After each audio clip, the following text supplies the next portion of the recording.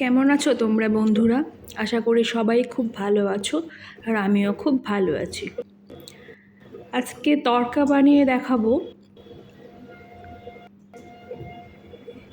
দেখো কি সুন্দর হয়েছিল তড়কাটা। তো চলো রেসিপিটা আর দেরি না করে শুরু করা যাক। তড়কাটা আমি রাত্রেবেলায় ভিজিয়ে রেখেছিলাম। তোমরা চেষ্টা করবে 6 থেকে 7 ঘন্টা ভিজিয়ে রাখা, তাহলে ভালো হবে। এবার ভালো করে আমি তড়কাটাকে ধুয়ে নেব, দিয়ে প্রেসারে সেদ্ধ করে নেব। ক্যাপসিকাম কুচি নিয়েছি, পেঁয়াজ কুচি, টমেটো কুচি আর লঙ্কা কুচি। কড়া বসিয়ে দিয়েছি, কড়াতে দিয়ে দিলাম সর্ষের তেল, তোমরা চাইলে সাদা তেলেও করতে পারো। আদা কুচি, রসুন কুচি নিয়েছি, সেটাকে এবার দিয়ে দেব কড়াতে। দিয়ে দিলাম।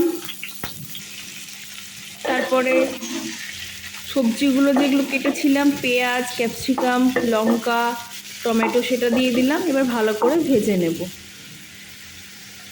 লবণ দিয়ে দিচ্ছি আর হলুদ গুঁড়ো দিয়ে দিচ্ছি। তরকাটা যখন সেদ্ধ করেছিলাম আমি লবণ দিয়েছিলাম, তাই অল্প লবণ দিলাম।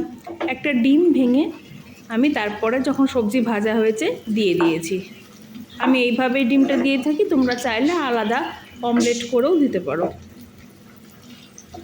ভালো করে এবার নেড়ে নেব।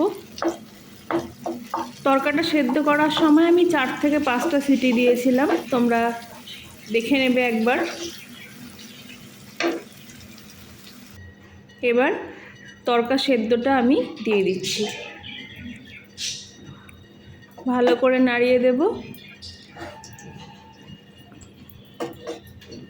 আর অল্প একটু জল দিব, দিয়ে ফুটিয়ে নেব। তরকা মশলাটা আমি দিচ্ছি, প্যাকেটে যে তরকার সঙ্গে যে মশলাটা দেয় ওটাই দিয়েছি। আর সানরাইজে তরকা মশলা কিনতে পাওয়া যায়, তো আমি সেটার থেকেও কিছুটা মশলা এই যে দিচ্ছি। পড়ছিল না, তারপরে আবার প্যাকেটটা একটু কেটে, বেশি করে কেটে আবার দিলাম। এই যে ফুটছে দেখো।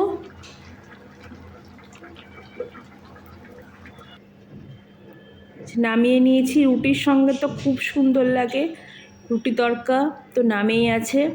তোমরাও বানিও, আর অবশ্যই আমাকে কিন্তু কমেন্টে জানিও যে কেমন হয়েছে। আমার চ্যানেলটাকে লাইক করো, সাবস্ক্রাইব করো।